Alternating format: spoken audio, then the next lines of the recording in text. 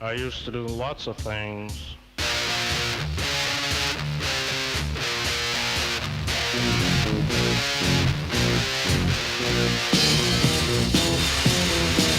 I used to do things and I'd say things and Jesus I was evil.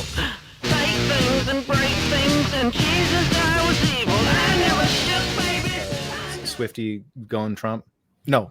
The other way. Yeah, exactly. Yeah, she's voting for Harris. Yeah. Yeah. And, Yeah.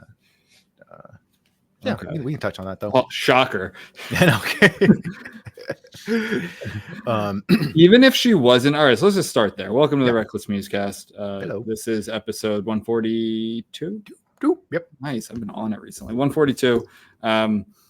We're gonna get into it with the Endless, which is the somewhat sequel of Resolution, which we did last week. Mm-hmm.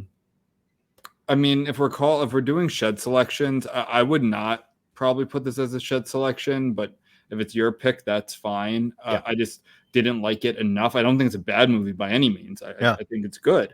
And honestly, I think I missed too much to appreciate it.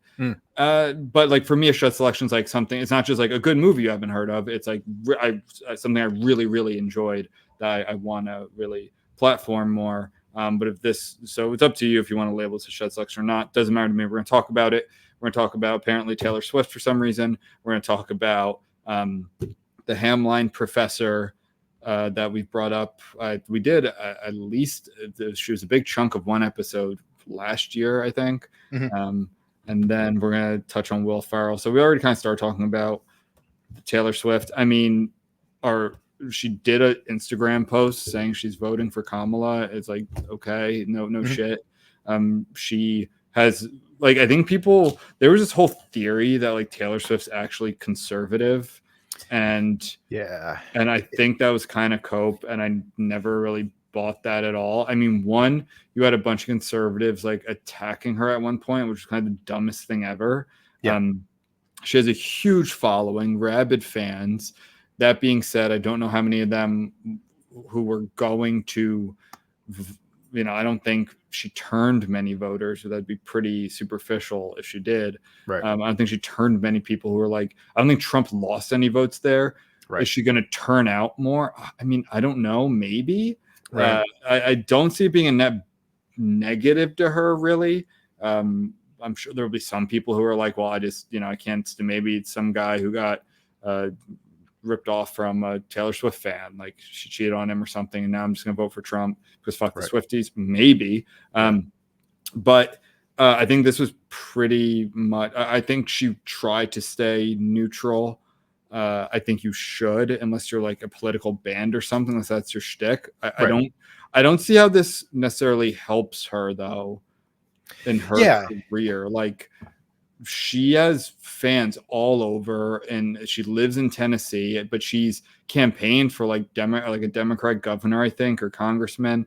She had that picture with the Biden 2020 cookies that went around last time. Like, she's probably just your typical liberal woman. Like, I think that's just like a standard now. Just like there's kind of becoming a typical like Republican man, and the gender divide is one of the biggest divides in politics, especially with the younger generations. With like Gen Z, that's becoming the biggest divide, where Trump actually has a net positive, like has like a 10-point margin on young men, where Kamala will have like a plus 15 margin or more with young women. And I think that's good news and bad news for the Republicans. Like, one, Republicans, I think, usually just like kind of seed the younger generations in general and be like, well, we'll get you guys as you get older. And then they just kind of go off of the older vote. So that's good. But the bad part is women are becoming much more liberal. And if you had to have one contingent politically, you would want women, because women tend to vote more. They're more civically engaged. So that's the politics of that. I would like to see some kind of blowback where she's so rich it doesn't matter, and so famous it doesn't matter. I've said this before. I just don't get it. Yeah. Like I don't. I'm sorry, and I know some people very close to me are Swift. I don't get the appeal. I'm not being a hater. I thought she was great. I think Olivia Rodrigo, for instance, is like has like much more superstar potential than Taylor Swift. Right. She's kind of punk rock. She has like I think a much better voice. She has like I think a cooler style. Like I just don't, and she's much younger than Taylor Swift, but I just don't get it. But she is extremely popular, and those people, even if they're gonna vote for Trump or if they're Republicans, they're not saying it. Right. Like not someone like that. The pop culture of America is the Democrat Party. Like it's not necessarily the far left. Some of it is, but it is like that center left liberal Democrat. So if you're super popular in that, you're not gonna burn your bridges just to, I don't know, like especially her bread and butter is young girls. I just said how much Gen Z young girls who buy her tickets, who support her music, like she's definitely not going to alienate that. Right. So yeah, I mean, I don't know how much you want to talk about her endorsement, but it was just a matter of time, in my opinion. Yeah, no, exactly. I'm not surprised by it at all. And it's funny because she was pretty apolitical up until I think 2016 or 2017, at least publicly. Because I even remember she was getting a lot of pushback from the left for being a prominent female figure and who's been silent on politics. So, and that seems like, as you kind of touched on, it's like, yeah, that's a smart move. It's like just reach as wide as wide an audience as possible, and just entertain people. But and then I remember Ben Shapiro was commenting on the controversy, and he's like, look, don't make me defend Taylor Swift. He's like, and also like you would think that just the fact that she's basically built like a whole empire, like that would be enough of an inspiration for countless women around the world of like, look, she's become, I don't want to say talented, but I mean, she's like, she's, I don't even say she's written songs. She's become popular, but she's become popular doing this thing that a lot of people are willing to pay a lot of money for. So it's like, yeah, she's a successful businesswoman and performer. Like that should be pretty inspirational. I really don't want to sound like a hater though. Like I think I think she's fine. Like I don't get it. And like, this is comparative. I don't get the superstardom of her. I get why she has, like, some people like her. Like, I'm not saying she shouldn't be famous, but she is she the big, like, I think by far, maybe the biggest, like maybe is Beyonce up there. Like Beyonce, I get the appeal more. I don't really like her music either. I don't really like her at all. Yeah. But like, I get that more. Like I see Beyonce, I see more of a superstar where I don't see that with Taylor Swift. I honestly don't get it. Yeah. And I'm not trying to be a hater. Like I think I might have one of her songs. Actually, she doesn't have her songs on Spotify. I have like a cover of one of her songs on Spotify. Yeah. But I just think politically, like, I think she waited. You're like, well, she used to get flack for not endorsing candidates or taking political stances. She did 2016. That was like the Me Too time. That was like the meet of Trump and Me Too. Yeah. And because she wasn't as big then. Right. She was growing, and now she's probably so confident, so comfortable and solidified in her base that you can start saying, you can start making political endorsements. It's like people who come from really politically unilaterally political parts of the country, whether it's like San Francisco or whether it's like deep red parts of America, those politicians tend to be the more extreme because they can be. Yeah. And they all run to the left of each other in certain places or to the right of each other. And then when those politicians try to go national, it doesn't oftentimes work. And like I think the attack on Kamala is like, you had all these crazy views when you were just in California. Yeah. Or when you're running, to the left of Bernie Sanders, and it worked miserably for her. And now she's tacked so much to the center and she's doing well. Mm-hmm. I mean, I think more of that has to be unearthed. And once that's out there more, I think more people turned off by that. But like, because she came from California, she could be as liberal as she wanted, because now that she come from California, she was in San Francisco. And actually, if you look at her election, she almost lost an election to the Republican for AG, for the Attorney General of California. So, anyway, like I think Taylor Swift probably is like, it's the first woman president well, not the first, like the first since Hillary Clinton. So the could be the first woman president. She's this huge role model or at least icon to young women. I think that finally got to her and she had to say something. I think it's telling though that it's not like she posted the day Biden dropped out, right? Right. Like if she really was a political actor, and that's what makes it feel kind of phony. Yeah. Like you would have been in there right away. You would have been saying stuff probably when Biden was still president. Right. But I don't think it surprises anyone. I'm curious. I hate politics, but I also love politics from like a cultural standpoint. Right. I'd like to see, if there is any evidence of this endorsement actually swinging a single state or swinging the election. I think that'd be kind of cool. Right. But I guess we'll see. One thing I just want to touch on real quick that I thought was fascinating about this article, and this one is in NBC News. So they interviewed a lot of conservative Taylor Swift supporters, fans, and it's funny because they showed so much more grace. They were sort of like, yeah, I kind of expected that, but whatever. I'm still a fan of her music. Yeah. Whereas when you have people like, for example, like to touch on a more recent example, you have Rainn Wilson, who's like, X has become a cesspool of blah, blah, blah. And I want everyone to know that, and then kind of storm off. And it's like, on the left, when something that you were once a fan of starts going in a political direction that you do not like, there's like this tendency to like want to vocalize it and to distance yourself from it as much as possible. Whereas a lot of people on the right kind of like, yeah, I already know that most of my favorite actors and singers are probably left wing, but whatever, who cares? I think on the right, you do generally have to, like just separate their politics from their music or from their performances or acting, whatever. It doesn't always happen. I mean, a good example is the Dixie Chicks, who got like the right did go after. I mean, it was pretty stupid what they said. Even if in hindsight it was, I think now it's not controversial at all what they said, right? They were like, we're ashamed of George Bush being from the state of Texas. It's like, well, you got to know your audience there. Like, it's pretty foolish from a commercial standpoint, but like, I don't know, from a political standpoint, Trump was the one saying shit about George Bush in 2016, 2015 even. But yeah, in general, like I know, like obviously I'm in New Jersey. Springsteen is God here. I just went to a show in August. I don't think he said anything political. I can't remember. It was in Philly. But like I've like family members who are big Republicans. I was like, oh yeah, we just don't bother with the politics. Yeah. We don't. And I think a lot of those people have realized it's kind of it's almost like it's very cringe now. I think a lot of people find it cringe. And I know like John Mellencamp, who I never could fucking stand. And I used to make a joke, like, I can't stand John Mellencamp. Yeah.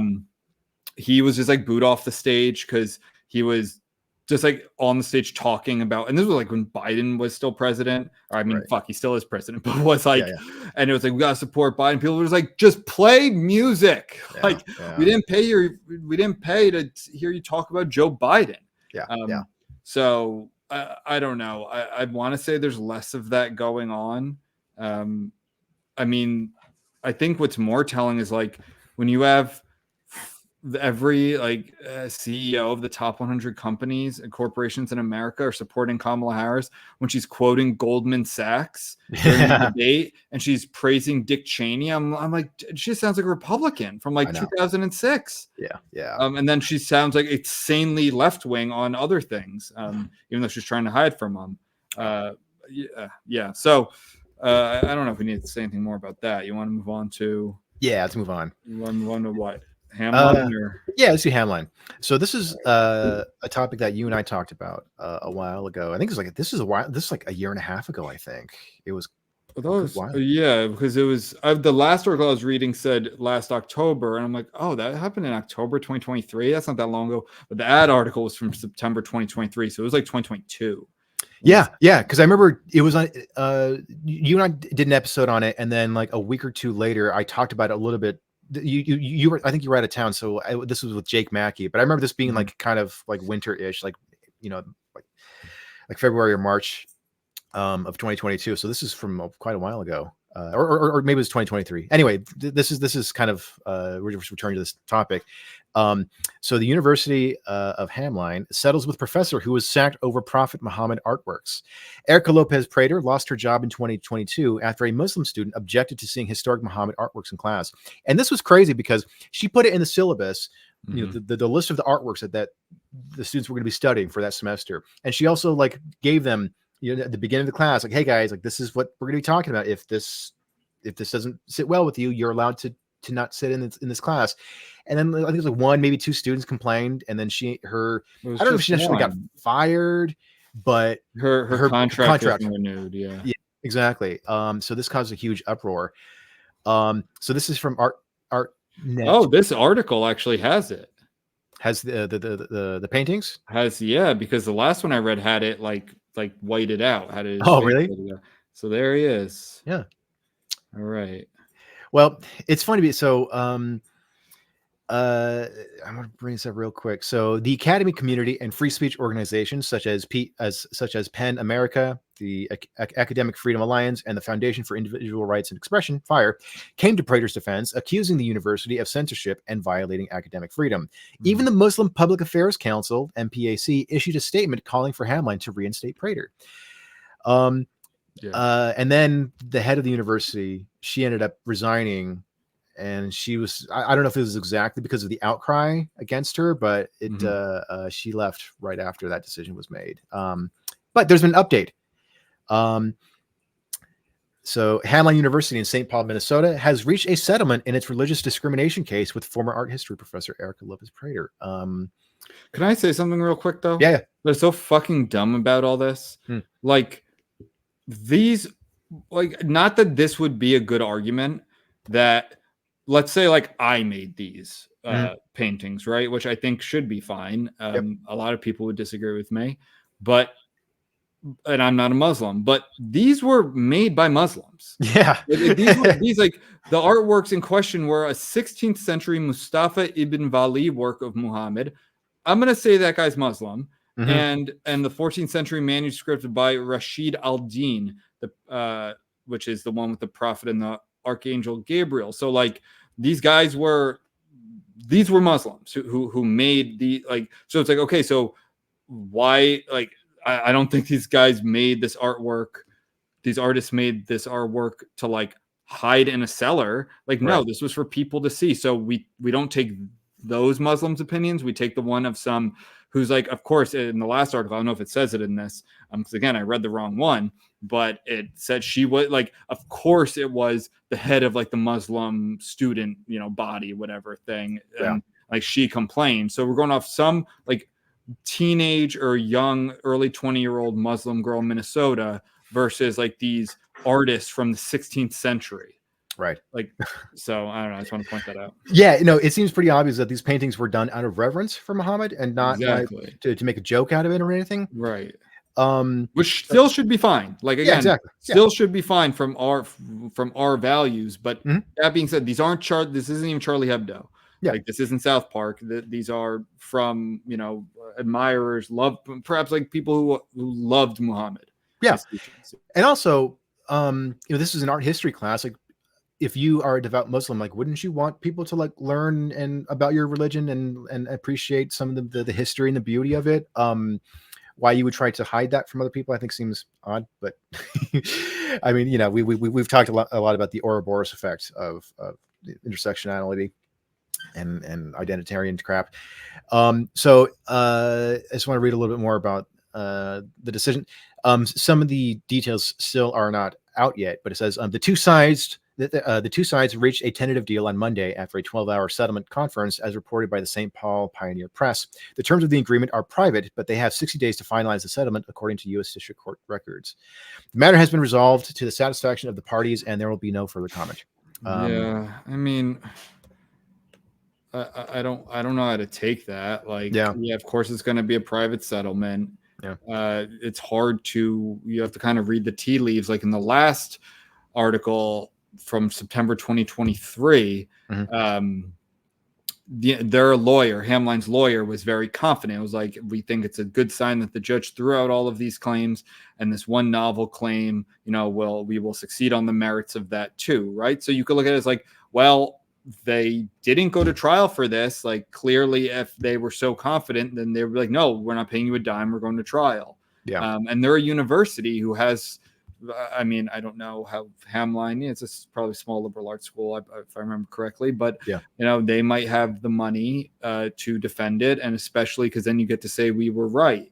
Then the other side might be, well, shit, at this point, it's July 2024. This happened in October 2022. Like, maybe, and again, as a lawyer, I can tell you, like, it's the client's decision. Like, you can only advise them so much, give them the best, like, what are the potential outcomes, the likely outcomes, what you've seen before. But in the end, it is the client's decision. So she might have been like, well, I want this over with.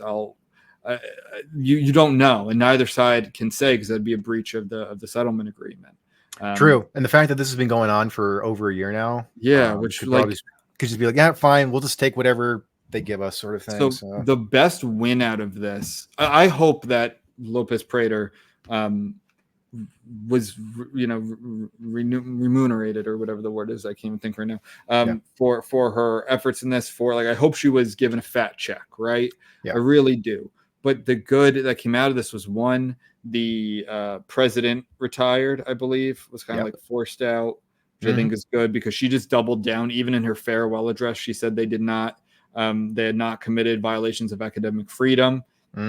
I think that all of fire coming to their side, and even that Muslim group that you said, PEN America, Academic Freedom Alliance, where was the other one? The American Association of University Professors issued a report following an extensive investigation and reached the opposite conclusion. It found that displaying the Muhammad artworks was not only justifiable and appropriate on both scholarly and pedagogical grounds, it was also protected by academic freedom. So that kind of I feel like if this was even 2020, 2 years earlier, maybe this wouldn't have happened. I think a lot of these groups would have been silent. Maybe Fire was the only one. But just real quick comment. Why, and I appreciate this, but why do you need an extensive investigation on what it's like? Seems pretty simple. Yeah. The professor who teaches this class, even not that it should matter, but even put in a syllabus what they're going to be talking about, said this is controversial to some people, certain beliefs. You can opt out of it. It's not like if you don't you have to come. It's not, Clockwork Orange with the things on your eyes and you have to look at this. And to be honest, that would be a lot of other area. And I think it is bullshit that you can just opt out. And I don't know if you got a different assignment, but what if I'm just you know what? I don't feel like reading, I don't feel like reading the not Angels and Demons. I'm trying to think of a book. This David, the Michael Shara book on the Civil War. Or, that offends me. I don't feel like reading this. I'm going to opt out. It's well, why? We're really going to talk about, I think the whole religious belief thing can only go so far. And I'd be surprised if, a Christian was given the same, or even a Jew was given the same sort of grace with that. It's oh, well, this offends me. I don't want to read Darwin. Yeah. I don't want to read this thing and not suffer any sort of academic penalty for it. Right. Doubtful. It just opens the floodgates. Anybody can just make up any reason to not. Somebody, a friend of mine actually, we were talking about this today, and she brought up a good point. She said that because so many young people have been brought up in this age of curated content where you can social media or YouTube or whatever, you can just be oh, I don't like this politician, so I don't want to see their feed. I don't like this person's view, so I don't want to see them show. So it's just everything that's shown to you is just perfectly, it's comfortable, it's comforting, and it's easy for you to digest. And there's nothing challenging about what you consume. I think it would be really interesting because you and I are about the same age, graduated a year apart, and I think a lot has changed in the decade since we graduated. I graduated 2013. You graduated 2012. Is that right? 2011. Oh, you graduated 2011. Okay, then you're 2 years above me. So, the past 12 years, I think a lot has changed in the way that like schools, or maybe I'm wrong. Like this also might be just at certain schools, and the vast majority of schools are actually, it's not that crazy. It's all the same. Yeah. Like I've kind of heard both, but then again, Hamline isn't Harvard. Like this is just a small liberal. This is like a school I went to. Yeah. Like my school was the same kind of thing. I bet you Hamline is a small liberal arts school, in St. Paul. So it's a city, but it's not even Minneapolis. I know they're like twin cities, but there's a university. I'm just curious here to see the size of it. But so yeah, it's a private liberal arts school with how many people go here? Yeah. Oh, okay. They have postgrad because this is a university. Undergrad 2,100, postgrad 1,600. Like I went to that, but without the postgrad, basically, and a little less even. But I'm curious to see like what discussions are like, what the kind of what the vibes are on being able to talk about certain topics. Like I really don't know. Yeah. I really feel like we dodged a bullet there with like I think it got crazy like right after us is what I've heard. Yeah, Jonathan Haidt, I think, places 2011 as sort of like the turning point. I thought it was like 2014, and I'm like, I've really just missed it. But yeah, well, I mean, maybe it was out there in California. Maybe you guys heard a little bit on that shit. Probably, and he said 2011 was when you saw a major shift. And by the way, that doesn't mean every university, of course not. but also that's when you really started to kind of see like safe spaces and all that crap cropping up. Also, he said it mostly affected coastal like universities. Like he's like like bigger universities, Ivy League schools, coastal universities, and because he didn't see this too much, and you still don't see it too much with like community colleges, or colleges like in red states. You don't see that too much. Luckily, I went to a small Jesuit university, so like that didn't. I didn't have to deal with that. It was pretty insulated. This was in Santa Clara, yeah. So this was pretty. So even though it's in a pretty metropolitan area, it was very small and insulated. So you didn't have to like. I just remember the first time I heard the term safe space, it was just as a rainbow. It was like a gay pride thing, but like a handful of like departments had stickers that just said safe space. And my understanding was that like, we're not discriminating against you because for being gay or lesbian or anything like that. And maybe because like that seemed like a bold statement at a Jesuit university, but that was as far as it went. I never heard of like, oh, are you stressed out? We can do Play-Doh time or whatever. Like, I never really heard that. Yeah. My school, I can't even remember. Like I went to kind of the sort of school that you would think would have a big like protest sort of progressive and like environment, like that would incubate that sort of environment, but it really didn't at all. Like I went to a private liberal arts school in suburban Philly. It was expensive, it was small, and you would think that that was the kind of place where people would protest to like pass the time, but like I can't even think of a single protest.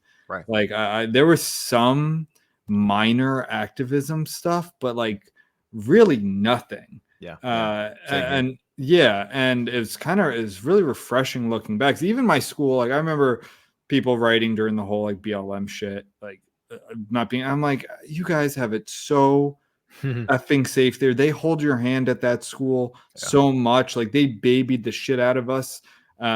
Some of it I like some of it was nice. It was a great community. It was a great school, but I mean, it was like, I don't know how you could ever feel unsafe at that school. And you have people talking about like, they don't feel safe at Ursinus College. Is an absolute joke. Again, I just, whenever these things happen, and the vast majority of them do settle like this, I just want to see like, what did they settle on? Right. I'm just so curious. All right. So maybe she'll come on the show. Yeah. And then don't worry. We can get her drunk and then get her to blab. Tell us. No one's listening. So it doesn't matter. I've heard of stories like that, man, where this is a long while ago, but it was some college professor, and this is not like a political thing as far as I know, but I think he was a tenured professor, but then they fired him, so then he sued the university, and there's a whole thing. But then he settled with them, and he got a huge chunk of money from the university. But of course, it was a settlement, so he couldn't talk about it. But his daughter, he had like the snotty like 19-year-old daughter, and she posted like a selfie on like Facebook, and she was just like, yeah, now that my dad just got $2 million from the University of whatever, I'm gonna be going vacation. I'm going to France next week, and then they ended up breaching the contract. So then, I do remember that wasn't that long ago. I feel like that was only a couple of years ago. I remember the one that I heard. And I'm sure there are multiple cases of this, but the one I heard was from like at least like 6-10 years ago. Really? Oh, okay. There's just some other snotty 19-year-old. That definitely happened where she posted something on social media.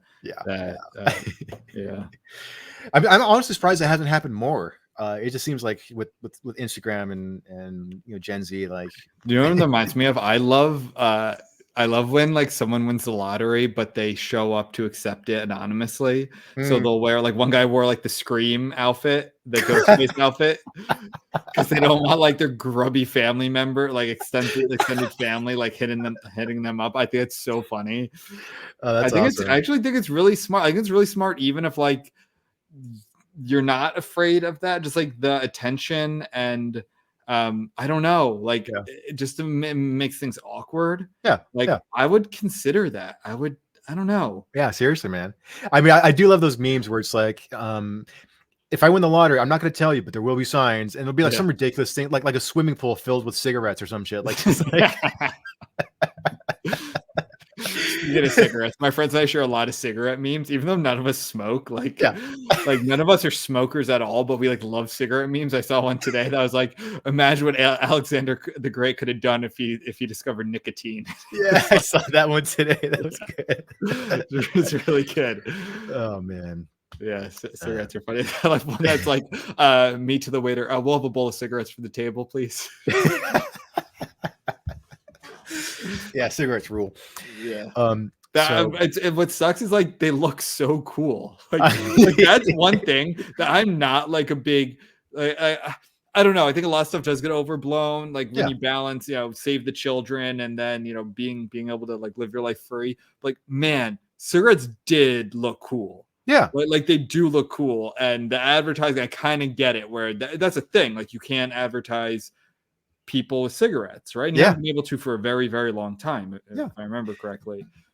Dude, I do look, especially when you look at old photographs of like a rock star, it's just like a cigarette just dangling from their mouth, or not even someone famous. You just see like people in offices just casually just like smoking. It's like, you look so fucking cool. Well, one of my favorite, it shows how much like nutrition and athletics have come, is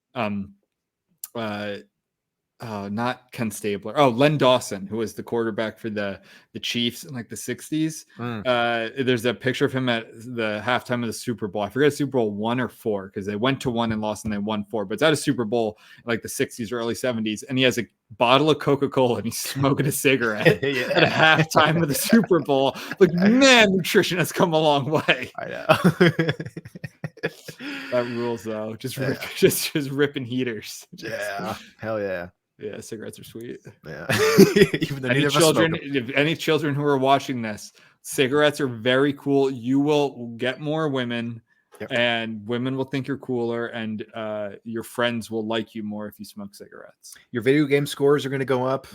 Scores will go up. Get more followers. So yeah. Just kidding. Anyway, moving on. So the Endless. Let's do that. Yes. Or wait, you wanted to do the Will Ferrell thing real quick? We'll do like half hour of the Endless or so. Will Ferrell thing. Look, I'm going to summarize it. Can I summarize it? Please.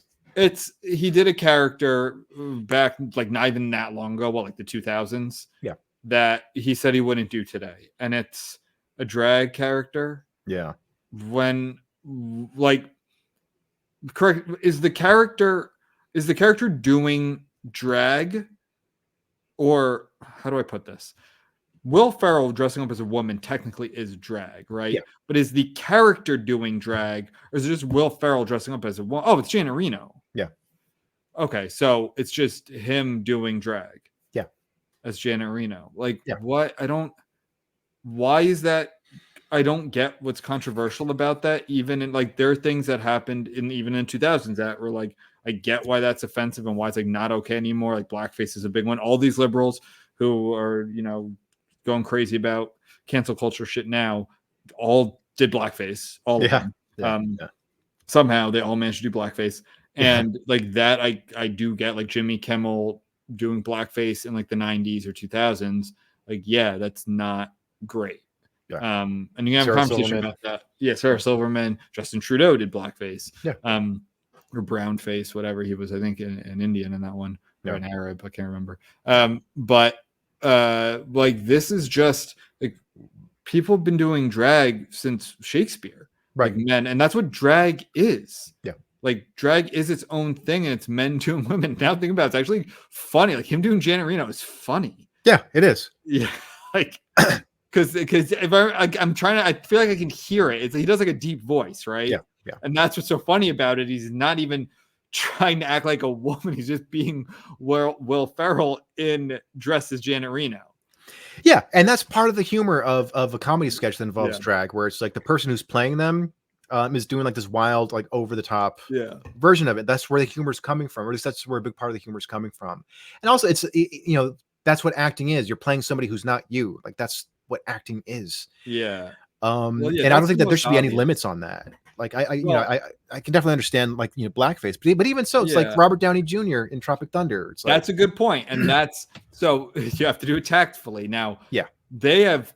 I don't think he said he wouldn't do that nowadays, has he? Or I think Ben Stiller. I think they've all like stood by that. Yeah, and it's like no, we're making fun of white actors who go too far, and who's and not just that, who are so dense and ignorant to like they just want to do the do the scene or do the movie, do the role, and like that's a joke in and of itself. It's not just like the joke isn't like here's a good example in Breakfast at Tiffany's, right? Who's that? Rooney and Mickey Rooney. Mickey Rooney. I said Mickey Rourke and then Andy Rooney. Mickey Rooney. Mickey Rooney. Like that's the joke. The joke is the Asian man, and that's why. And even then, some people are like, "Yeah, that probably wasn't great." And that one is like, by the way, super offensive. Like I watched that a couple. Yeah, that one is way. And that's the joke. The joke is Asian guy. The joke in Tropic Thunder is not black guy. The joke is crazy white. Like Robert Downey Jr. in that is playing a white Australian playing a black American. Yeah, it's like layers of it. And it's very funny. Yeah. And there has been a whole thing like freak out of like Gen Z discovering Tropic Thunder. And a lot of people do stand by. It's like, no, that's the difference between just finding the thing offensive and then finding like the content or like the message or whatever it is. And you might say, well, that's not really fair. Fine. I mean, I think in a perfect world, in a perfect free speech world, you would be able to do blackface if you want and not suffer reprisal for it. I'm not going to go to bat for that. Right. I understand the history of it, and that's why I don't like. I don't know, like that. It gets tricky because it's like, well, who can play what roles then? How far are we willing to go? The joke I always make is soon it's going to come down to like, well, if there's a movie that takes place in Peru, and then a Peruvian actor is playing that character, but that Peruvian actor is from Cusco instead of, or is from Lima instead of Cusco, or I can't name another city in Peru off the top of my head. Oh, well, that's, that's appropriation because you should have hired someone. Like, it's going to get that finite. Yeah. Because, for instance, you have like Gael Garcia Bernal, who's South American. He might even be American, but like Latino playing an Iranian in Rosewater. Yep. Or you have like, but like, because they're both kind of dark-ish, like they can play. Like, I'm fine with that because I agree it's acting. Yeah. I think so. It's like these are going to be. I know another one was like in Aladdin, you had an Indian Canadian actor. Like I think everyone in that movie is Canadian. Like the Aladdin was like a Coptic Egyptian Canadian, and then I think Jasmine was like an Indian Canadian or maybe even Indian American, but it's like she wasn't Arab.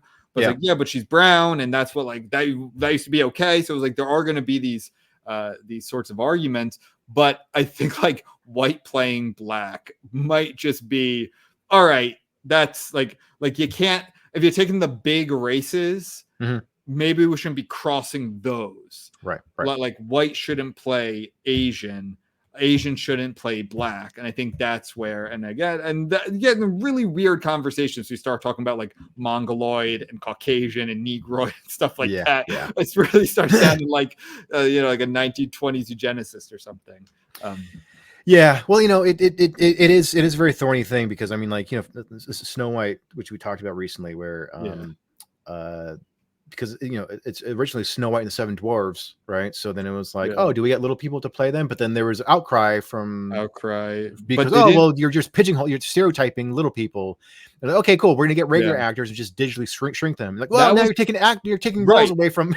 They did that, of course. That movie's an abortion. Like, they took the worst of both worlds in that. It's like they took away jobs from working little people actors, but then kept the little people roles.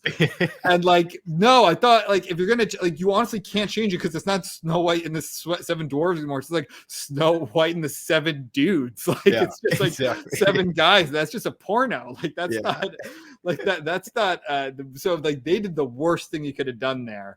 But yeah, you're right. Like, and it's not just a race thing. It's going to turn, and then it's going to be like, well, can Leonardo DiCaprio play the Gilbert Grape character? Like, he was autistic, and like that sort of thing. And like, now there are more developmentally disabled actors. Like, they're going to argue that absolutely not. Like, those roles should go to those sorts of actors. And like Peanut Butter Falcon was a great movie with, and that featured an actor with not autism, Down syndrome. And I don't think that would have. They actually tried that recently. I think it was Sia's movie that came out. Oh yeah, and they had oh my god, whatever. I did an article about that a few years ago. It was like a music themed movie, right? Yeah, I think it was called Music, or because she liked to listen to music, and I heard it was pretty awful. Yeah. Well, do you think that the opposite is true? That a person, say, with autism can play characters who do not have autism? I mean, I guess, like, I don't know if that's even possible, but like, I don't think having, I think like the big ones that are not okay are, like, I don't agree with, like, I don't think like only gay actors should play gay characters. I think that's ridiculous. I like gay actors can play straight characters, of course. Like, I don't think trans should have to play trans. Like, I don't agree with any of that. If you want to make the business argument of it, where it's like, well, then you're taking away jobs from that type of group, I don't think that goes very far either. First of all, there have always been a lot of gay actors. Like, it's not, I don't know, but like, when it's coming like little people or something like that, like that's different. There are only so many roles that they tend to be cast in. But I don't know, man. I think this is just the sort of stuff that's a push and pull.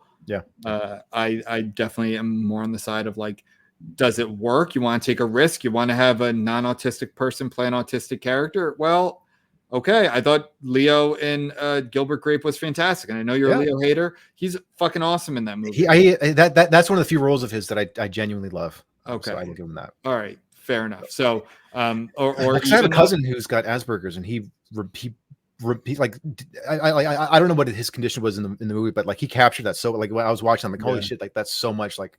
I would say he's much more autistic than Asperger's would be. More of like Dustin Hoffman, I think, and that's kind of maybe not. Yeah, Rain Man, and like, that's a great role too. It's like, no, I don't think he shouldn't be able to play that.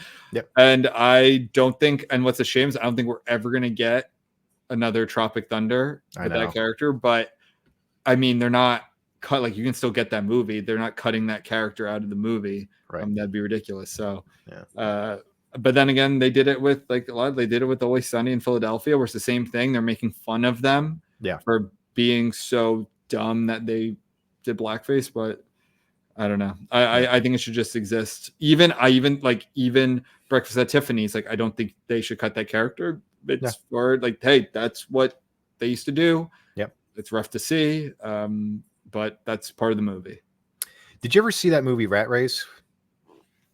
This is from early 2000s. No, but it's one of those movies. Like, there are these groups of movies that like I go to the library a lot, just like and I rent stuff, and I see like a lot of movies from that era that I remember the commercials so much because that was like peak just TV watching for me. Yeah. Because before like all the on-demand stuff and all the streaming, but I was still like in my consciousness. So it was like that like 2000s era where I remember that movie being advertised so much. Oh yeah. I like one of the girls in it. I always thought she was. I always kind of had a crush on her. I forgot her name. Well, Anyway, there's a what part about it? in the movie where John Lovett's it's like with Zany's, like what do you call it, like screwball comedy where it's a bunch of people just being stupid and just like scrambling towards something. Anyway, John Lovitz is in it. Yeah. And he's in it. He plays a father and husband, and they're like the plot revolves around a group of people who are participating in this game. If they win the game, then they win like $10 million, whatever. So he and his family, like like their car breaks down, and then so like the only car that they can find out in the middle of nowhere, I guess for whatever reason, it's actually Hitler's car. It's like at a museum or something. So like, oh, let's take Hitler's car and let's get back on the road to get that money. So they go, and then they actually get into a fight with like a biker gang. Because John Lovitz, he burns his finger like on the cigarette lighter, and he's holding his middle finger out on the road. But there's a biker gang, so then like they're throwing shit at him and stuff, and then like like the cigarette lighter hits him, and it burns the top of his lip, and then he crashes the Hitler's car into like a World War II memorial thing, and all these like veterans, and so like he burned his tongue because he bit the thing, and he's got like. He's got a burned middle finger, so he's flipping off all these veterans, and he's driving Hitler's car, and he's talking like incoherently. So, but it sounds like he's German. But it's just like I don't know, like all this talk of like actors playing a person playing somebody who they're not for comedic effect though. It just just made me think like that Hitler thing. So yeah, I thought that was a brilliant piece of comedic writing. I thought that is good. Yeah. I'm looking at Amy Smart movies. I forgot that she's in Starship Troopers. She has a very small role. Oh, I didn't know that. Yeah, she's in. Yeah, I won't go into the Amy Smart IMDb. The Battle of Shaker Heights. I don't. Yeah, she's in Scotland, PA. I didn't think that's a very good movie. Butterfly Effect. Yeah, that was like I feel like one of her leading roles. All right. Oh yeah, Crank. Oh my god, remember Crank? Oh, I remember Crank. Yeah. Is that the one where he like has to have sex or his heart like he has to keep a certain heart? Yeah, or else his heart will blow up. So and, like he has sex in public. Yeah, at the horse race track. Man, that's a 2006 movie if I ever heard of one. I know, it's such an. And then Crank 2 High Voltage or whatever I think was the sequel. Yeah, Crank High Voltage. It was even crankier. You just do cocaine the whole movie, he'd be fine. I know, yeah. But yeah. All right. Well, we got a little time left. Let's do The Endless. The Endless. So we talked about the first film that came before this, Resolution. So Ben, you didn't care much for The Endless as much as you liked the first. Well, I'm gonna be honest, no, but I also a lot of stuff went over my head. That I watched a YouTube video after, and I was like, oh, yeah, all right, that's pretty cool. Like, I don't know, I don't. Maybe I should have paid attention more. Maybe it was like really for the lover of. It feels like Resolution kind of has a cult following. I liked The Endless, but it no, I did not enjoy it as much as Resolution. Like movie to movie, and you can like The Endless is much. You probably have to watch Resolution to see it, right? Or at least to appreciate it. I think so. I think the kind of it definitely Endless definitely makes Resolution way darker. Yeah. Way darker. Definitely. Yeah. It's kind of like it's almost like depressing. I honestly actually kind of forgot because the last time I saw The Endless was a couple of years ago, along with Resolution, and I didn't quite make the connection because I remember that some of the characters showed up, but watching it again this time around, I was like, oh. Because initially, like I just remember just being kind of like a cameo. It was more like a fun little like, hey, these movies are kind of are slightly connected. But then I was like, oh, this actually puts a darker twist on that. So yeah, man. So what do you? Well, you haven't seen it in a couple of years. You said I watched it recently though. Oh, you watched it recently. Okay, so do you want to give a brief overview? Yeah. So The Endless follows these two brothers who we actually saw in Resolution. They were kind of in the background, but they're these two brothers who are actually played by the writers and directors of both films, actually. So they both grew up in this sort of UFO, sort of death cult type of thing, and they manage to get out of it. But since then, now that they're adults, they just have really crappy lives. They have shitty jobs, and they don't have much of a social life. They get a tape from some people from the camp, and it's a new tape, but it's like no one has aged. And so one of the brothers is like, nah, fuck this. Like, I don't like, we've cut ties with them. We don't want to go back. But the other brother's like, no, I kind of want to go back. I kind of want to, like, you know, tie up some loose ends and like really kind of like get some closure on this. So the brother's like, all right, fine, we'll go for one day. But then after that, we're closing the book on that chapter forever. So, and it turns out that this camp is actually kind of the same area as Resolution, kind of out in the middle of nowhere. It's weird. It occupies like the sort of like half desert, half forest. Like, it's just kind of like, yeah, it's a good point. It is like I just assumed this took place in California, but I guess that's not said, is it? I don't think it's really specifically stated, but I think it did take. They actually did film it kind of like in San Diego, like in the outskirts of San Diego. Whenever I kind of see that, like if it's not immediately recognizable, like it's not immediately New York or New Orleans or Miami, or like usually you can like pick out like, oh, that's like clearly the industrial Midwest. I just kind of assume stuff is California because that is where a lot of practical filming takes place. Because that's what the movie, like the biggest movie business is. So yeah, I assumed it was oh wait, it says right here they head to the Camp Arcadia in the backwoods outside San Diego. Okay, so that makes sense. So they go out to this I think it's called Camp Arcadia, where the cult resides, and no one's aged in like 10 years, whenever since they've been there. And there's all this like weird sort of time loop stuff. Like there's like physics works differently in this area, and they kind of worship some kind of entity that is going to be rising soon. So yeah, that's kind of like the main gist of it. But you know, they actually, one of the characters meets the two main characters from Resolution, and they're trapped in a time loop, and they're reenacting their deaths over and over and over again. But they know it too. Like they know that they're in a loop. That's what's crazy. Yeah.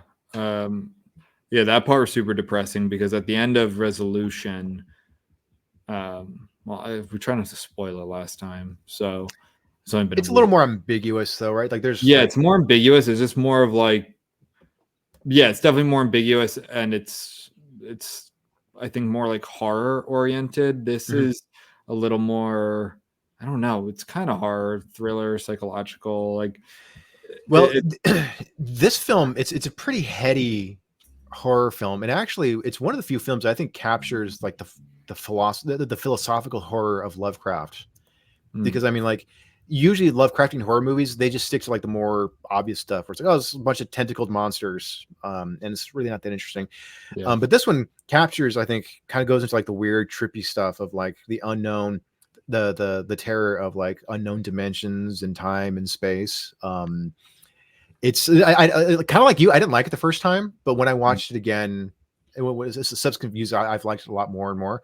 I think the movie even opens up with a Lovecraft quote too, doesn't it? Doesn't it open up with? Yeah, it does. Most famous one. Yeah. Oh, that's why Joe likes this. Yeah. Also, do you know the girl, Kelly Hernandez? She's in Under the Silver Lake. Under Silver Lake? Yes, I know that. Yes, I do. Figured you knew that. I knew I recognized her from something. I'm like, she's the most recognizable person in this cast. Yeah. I don't recognize anyone else. So for Aaron Moorhead, because they're together. Like if you scroll over their name, it's the same picture of the same guy. So I don't know who that actually is. That would be Benson. Anyway, it's kind of freaky. It's also, I don't know, man. Like the whole argument comes down to do they want to stay or not? Like, and one character wants to stay and one doesn't. And I'm looking at this like, why the fuck wouldn't you stay? Right. Like their life sucks. Like they make that very clear. Yeah. It's not like they have like the other character in Resolution has a wife back home. Yeah. He's doing something to try and help a friend. But in this, it's like both their lives suck. They're literally cleaning houses, which I don't know where in San Diego County 2 white dudes would be cleaning houses, but like they are, and like they can't afford anything. Yeah. Like, and you can stay here at this camp where everyone's young and hot, and like they play games and do karaoke night and drink beer that they brew themselves, trying to perfect. Like his whole raison d'etre is to create like a perfect beer that he's been working on for 100 years or more, or like 150 years, and that seems pretty sweet. Yeah, like it does, but I think just like the supernatural elements and like the UFO death elements, I think probably like freaks. What do you mean out the death? Like, well, not the death, but like there is an entity that they worship where it's like. Oh wait, these guys did VHS. I think so. They did. I didn't know that. That's like a pretty well-known movie. Because I don't know these other movies. Oh, After Midnight. That's actually on my. This is on my watch list. I did because Henry Zabrowski from. Well, they're actually just producers in that. Oh. Anyway, Something in the Dirt. I don't know. Yeah, After Midnight's on my list. Okay. But what I love is that they always kind of they only kind of tease the entity or the creature that they worship, or at least so like there's a part like on a lake, and one of the brothers goes in and he brings out this borrows some elements from Resolution of like the characters discovering things in the form of like photographs and pages and stuff that's kind of scattered around this area. But the one where he goes into the lake and then like the camera pans out and then you see something. There's almost like this Rorschachian creature. Yeah, it spreads out. That was cool. Yeah, you could tell the budget was much higher in this. Yeah. That was pretty cool. Definitely cooler effects. I thought the whole rope, the whole like tug of war rope thing was pretty cool. Yeah, that's one of my favorite scenes. And I don't really get it. Yeah. Yeah. Oh yeah, that was very cool too. The multiple moons. Do we know like so every 10 years they get what happens after 10 years? Because they don't die, right? I don't think so. Maybe that's just like when the loop starts over again or something, or yeah, I think that's it. It's a loop over again. It does. So if you it definitely sucks for some people. If you're in one of the loops where you have to constantly relive your violent death, which some of these guys do, then that's rough. I do not recommend that. Yeah. But for them, it seemed pretty cool to be able to stay there. But like, I didn't see the drawback. You know what I mean? Right. Like literally, it's just your freedom, but your freedom's gotten you really nowhere. It kind of sucks. Yeah. So. Yeah. Well, I know one of the brothers, he had like this deep-seated like resentment towards the cult, and I don't know if it was just I don't remember all the specifics, but it was just like they try to make us believe in something that's not true. Like they were instilling in us some weird dumb prophecies. So maybe it's just like I just don't want to believe in something, even if it means belonging to a group that's actually pretty peaceful and everyone gets along and everyone's just hanging out outdoors and shit. I think the conflict between the brothers wasn't as fleshed out as much as I'd like, or at least the motivations. But in terms of like, I think it's a pretty original horror because this isn't like ghosts or zombies or vampires. Yeah. Like, this is something that's much more, and again, it kind of goes back to Lovecraft, where it's like, the entities and the gods that occupy, the world that he created. They don't really operate with any sort of like recognizable morality. It's not like, oh, they're trying to destroy us. They're evil and they want to get rid of all the good. It's just, they just operate with some weird logic that we cannot possibly comprehend. So I thought this film came pretty close to capturing that sort of otherness that you don't see in very many other horror films. Right. I'm looking at some notes here. I can't remember. I just can't remember exactly like what the logic is. There's something like if you die, you stay. So that like put the time crunch on it, but I didn't really get if they just ascend and they get to live. So anyway, a lot of it kind of went over my head. It is heady. Like this isn't a slasher. This isn't like so if you're looking for that kind of horror, there's definitely like a thinking man's horror. And you definitely see Resolution first. Yeah. But it's good. Like I like I think there's a third. Yeah. Synchronic, I think. Yeah. That one takes place in New Orleans. So does it? Yeah. I haven't seen that one yet, though, so I have no idea. Maybe we'll do that one to complete the trifecta. Yeah, I don't see definitely. anything here about synchronic. I'm pretty sure it's called synchronic. But that's on the on the resolution page. It comes up, but not here. Oh, okay. But it is all right. Let's do it. I'll put that on the list. I don't know if I'm going to rush to watch it, but I'm going to put it on the list. I'll watch it soon. They did another one. It's not part of this series. Jamie Dornan's in it. But it's a movie called Spring. It's a romantic horror film. It's about this dude who falls in love with a chick in Italy. Yeah, I just saw that. It says it's a body horror movie. Yeah. Yeah. And she's actually like this ancient entity. Yeah. She's like this sort of like Lovecraftian creature, like this tentacled monster. I think she can like shapeshift and stuff, but he falls in love with her in Italy. So that's kind of cool. That is cool. Yeah. It's all right. Italy, so. We'll check that out. Yeah. You want to wrap it up? Yeah. So I think, I think what are some lessons that you learned today, Ben? I learned to accept the entity and love the entity and everything for the entity. You will ascend for the entity. Correct. Good. Yeah, dude. It seemed pretty cool to live there. Yeah.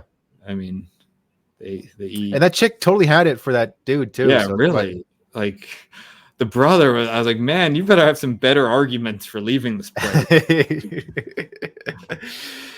But yeah, check it out. It's worth, if you want something that's a little more complicated and will confuse you, then yeah, check it out. So stay reckless, everyone. Fight the crits, and be sure to follow us on social media and donate to our Patreon. Links are in the description. Yep. Cool. Bye. Stay reckless. Fight the crits.